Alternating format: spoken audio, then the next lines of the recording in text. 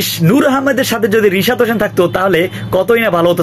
M S Dhoni একটা কথা বলছে, সেটা হচ্ছে ভাই নূর আহমেদের সাথে রিশাদ হোসেন যদি একটা লেগ স্পিনার এবং চায়নাম্যানের কম্বিনেশন হতো চেন্নাই সুপার কিংসে, তাহলে চেন্নাই সুপার কিংসে আটকায় কে? এখন আপনি পয়েন্ট টেবিল হয়তো বা দেখছেন এবং পয়েন্ট টেবিলে সব থেকে খারাপ অবস্থানে বলা চলে চেন্নাই সুপার কিংসের, কিন্তু এম এস ধোনি একটা দোষারোপ করছে, সেটা হচ্ছে এই দলে একটা কম্বিনেশন অভাব, সেটা হচ্ছে আপনার টিম কম্বিনেশন এবং বোলিং কম্বিনেশন। সেটা হচ্ছে আপনি প্রথমত মোস্তাফিজকে বাদ দিচ্ছেন, আমি জেমি ওভারটন একটা প্লেয়ার আছে, যাকে কি দিয়ে খেলা হয় আমি আসলে এখন পর্যন্ত জানি না, তাকেও নাকি 2 কোটি টাকা প্রায় 2.5 কোটি টাকা দিয়ে নিয়েছে, তাই সেটা নিয়ে আমার কোনো ইয়া নাই। কারণটা হচ্ছে আপনি গত বছর দেখছেন যে কোন বলারটা ভালো করছে, সেই পরিপ্রেক্ষিতে আপনি যদি টিমটাকে না সাজাতে পারেন তাহলে এম এস ধোনির এখানে আসলে কিছু করার নাই।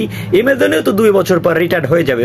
এখন কথা হচ্ছে ভাই, রিশাদ হোসেন যদি চেন্নাই সুপার কিংসের হয়ে খেলতে পারতো তাহলে অনেক বেটার হয়তো, সেটা তিনি মনে করেন। কেননা রিশাদ হোসেন বর্তমান যে ফর্মে রয়েছে, একটা দলে দেখেন একটা লিগে রিশাদ হোসেন চান্স পাচ্ছে না, অন্য লিগে প্লেয়ার অব দ্য মানে সর্বোচ্চ বোলিং এর কাতারে তিনি প্রথম রয়েছেন।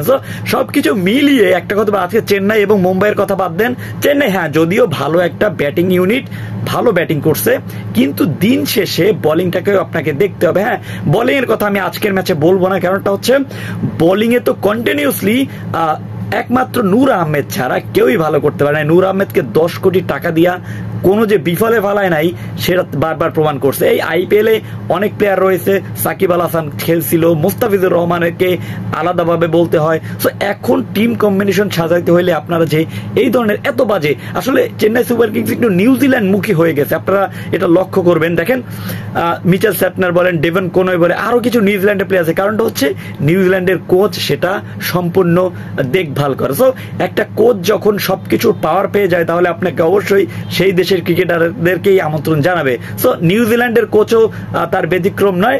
সো স্টিভেন ফ্লেমিং এর কথা বলতেছি, তো একটা কথা বলার আছে আমার কাছে ব্যক্তিগতভাবে, ভাই মোস্তাফিজকে অ্যাটলিস্ট চান্স দেওয়া উচিত ছিল এই আইপিএলে চেন্নাই সুপার কিংসের হয়ে, সেটা সবাই অকপটে স্বীকার করবে। এখন চেন্নাই সুপার কিংসের অবস্থা এত খারাপ সেটা আমি আসলে এক্সপেকটেশন আগেই করছিলাম, কেননা তাদের বোলিং ইউনিট ভালো না।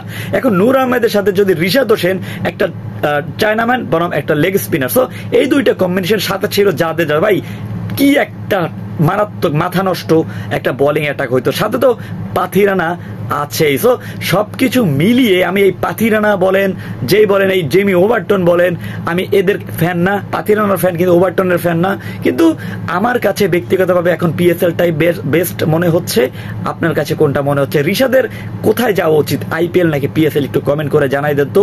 এবং আপনি বর্তমানে আইপিএল দেখছেন নাকি পিএসএল দেখছেন, একটু কমেন্ট করে জানাই দেন প্লিজ, রিকোয়েস্ট। ধন্যবাদ।